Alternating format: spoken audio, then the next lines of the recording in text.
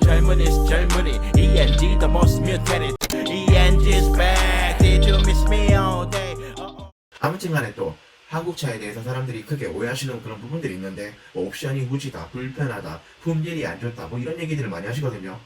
단적으로 얘기해서 차에 대해서 잘 알고 운행을 하는 오너 드라이버로서 세밀한 성능이라든가 이런 것들이 이제 크게 중요하지 않다고 하면 뭐가 중요하겠어요? 내가 얼마나 편한가? 내가 얼마나 안락하게 운행을 할 수 있는가? 이런 게 중요하지 않겠습니까? 뭐 내비게이션, 미션, 오토. 그 다음에 이제 후방 카메라라든지 후방 센서, 뭐 블랙박스, 기타 뭐 이제 파노라마 선루프 이런 것도 중요하게 생각하시는 분들이 있고 또 기타 편의 사항들 이런 것들을 뭐 꼼꼼하게 따지는 분들이 많죠. 뭐 열선 시트, 열선 핸들 이런 것도 있고 뭐 블루투스 이런 것도 있고요. 그런데 이제 옵션들을 봤을 때 과연 동급 클래스의 또는 비슷한 가격대의 타 브랜드 차와 비교를 해봤을 때 한국 차가 아주 절대적으로 비교열이 있을까요? 제 생각은 절대 아니라고 생각합니다. 최소한 아주 최소한 비슷한 정도는 된다고 생각을 하고요. 이 요지는 그거죠.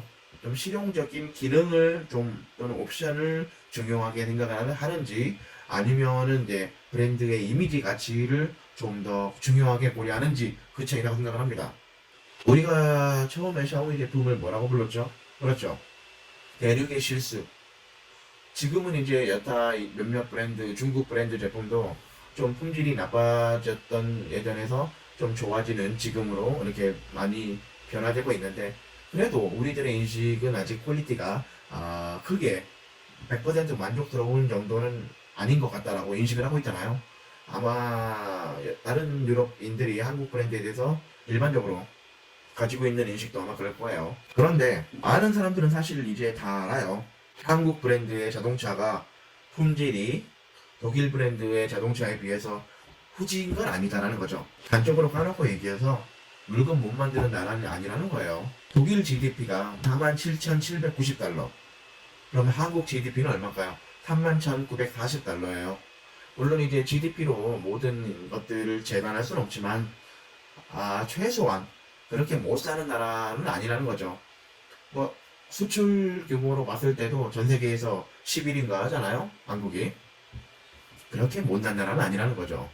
뭐 심지어 좀 제가 봤던 케이스 중에 좀 기막힌 케이스가 있는데 독일인 중에서 전자제품 삼성 거 쓰고 LG 거 쓰고 이런 분들이 많은데 그러면서도 한국 브랜드인지도 모르고 뭐 이제 일본 브랜드냐 이렇게 얘기하시는 분들도 계시고 또 K-팝을 통해 한국이라는 나라에 대해서 알게 된 분들도 있지만 뭐 관심이 없는 분들 중에서는 남한인지 북한인지도 모르고 전쟁 중인 줄 아는 분들도 계시고 심지어 또 심각하게는 동남아 국가들과 한국을 구별을 못하는 분들도 있어요.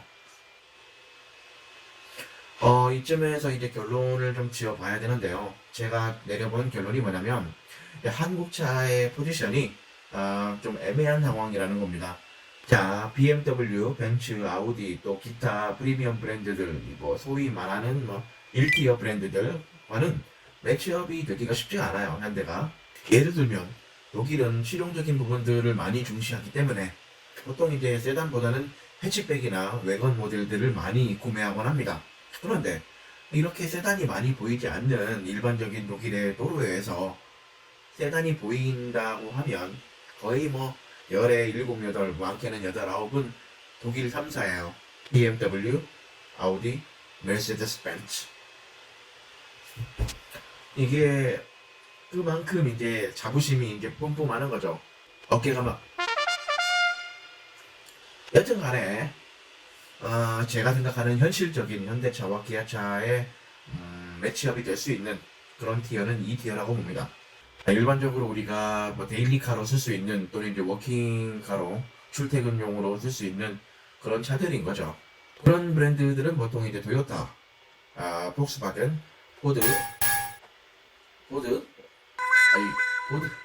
토요타, 폭스바겐, 포드, 그다음에 오펠 이런 브랜드들이 있습니다. 이중 2티어의 최종 보스는 바로 폭스바겐입니다. 궁극적으로는 이제 폭스바겐보다 좀 더 싼 가격 그리고 폭스바겐과 좀 비슷하거나 좀 더 나은 품질 이런 것들을 추구해야만 어느 정도 좀 점유율을 많이 높일 수 있을 거라 생각합니다. 하지만 저 폭스바겐만 있는 건 아니에요. 같은 티어에 포진하고 있는 다른 브랜드들의 대표적인 모델들을 보면 경차 포지션 i30의 포지션은 토요타 아이고 피아트 푼타, 폭스바겐 폴로 이런 모델들도 있고요. 더 나아가서는 중형까지 커버할 수 있는 골프로 대변되는 클래스의 차들은 포드 피에스타 이런 차들도 있고요. 토요타라면 야리스도 있고 이제 카렌스나 카니발 같이 조금 이제 7인승 정도로 탈 수 있는 차들이라면 대표적으로 이제 오펠 자피라가 있죠. 폭스바겐 같은 경우는 샤란이 있고요. 차량과 또 이제 같은 샤시를 공유하는 차들 중에서 이제 세아트 아람브라 이런 차들도 있고 스타렉스 포지션이라고 하면 포드 트랜짓, 폭스바겐 트랜스포터, T6 모델이죠. 요즘 신형차는 그런 강력한 경쟁자들이 이미 포진해 있습니다. 점유율을 거의 쌀벌하게 가져가고 있는 차들인 거죠.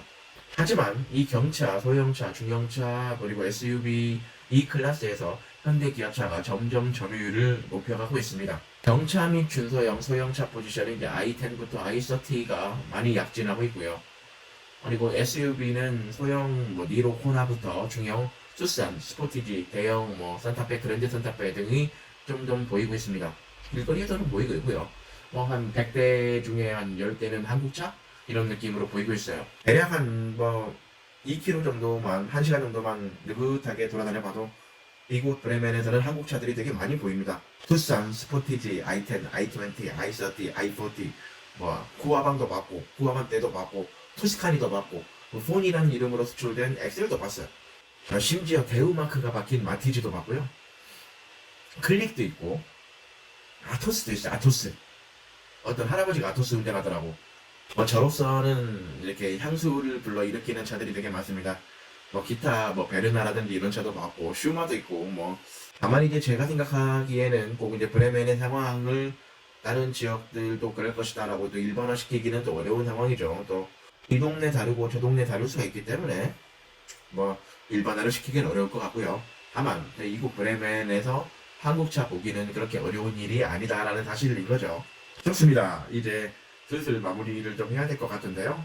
다음에 또 어떤 영상을 들고 올지 모르겠지만 그래도 항상 그렇듯이 너그럽게 즐겁게 봐주셨으면 좋겠습니다. 좋습니다.